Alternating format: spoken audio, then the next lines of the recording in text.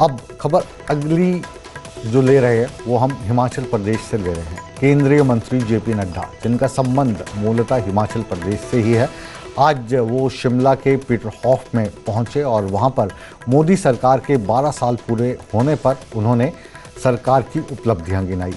उन्होंने press conference के ज़रिए बताया कि जो धारा 370 है इसके क्या मायने थे, इसके ख़त्म होने के बाद कश्मीर कैसे बदला है, अयोध्या का जो राम मंदिर जो एक बहुत बड़ा मुद्दा रहा है उसके निर्माण को इस 12 साल की अवधि के दौरान पूरा किया गया। 3 तलाक जिसे लेकर भारतीय जनता पार्टी हमेशा इससे मुक्ति दिलाने की बात करती थी और उसको अमली जामा पहनाया गया। और जेपी नड्डा ने क्या क्या कहा वो आइए सुनते हैं।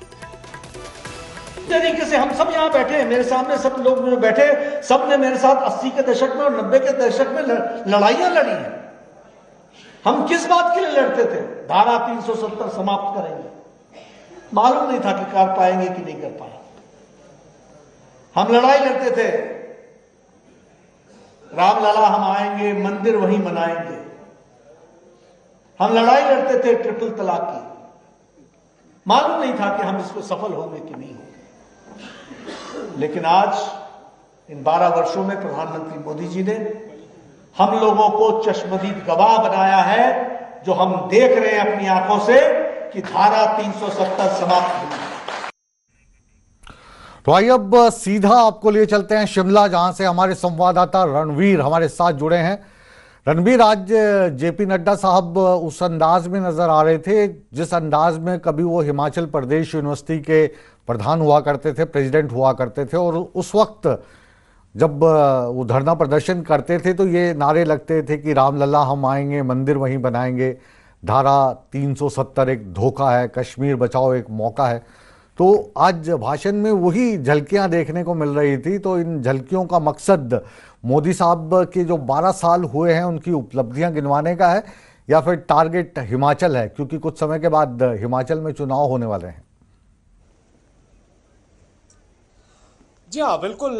जिस तरह से उन्होंने जिक्र किया कि इन 12 सालों में किस तरह से काम किया है प्रधानमंत्री नरेंद्र मोदी ने, केंद्र सरकार ने, तमाम उपलब्धियों का उन्होंने बखान किया।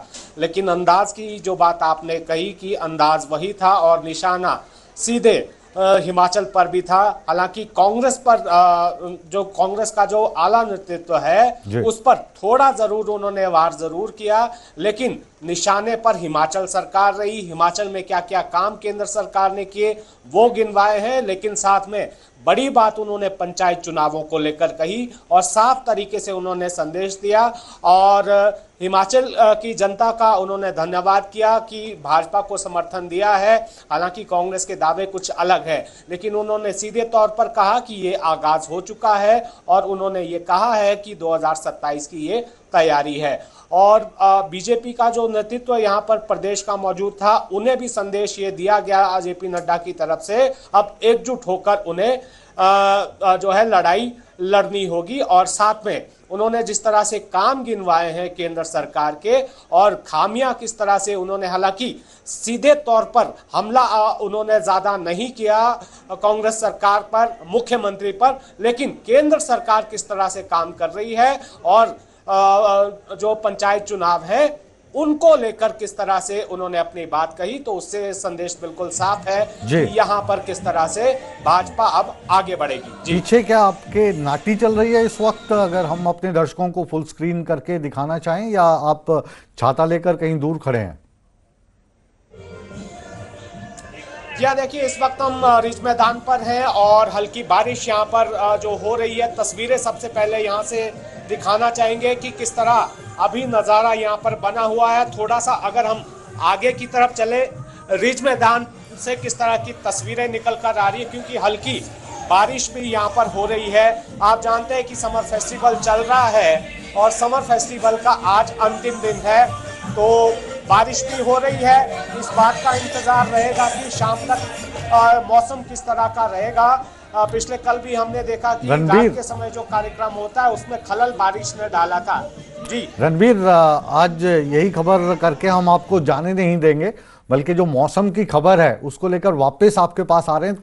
उस वक्त आप अपना कैमरा सेट कर लें, बढ़िया से दृश्यों के लिए वापस लौटेंगे आपके पास।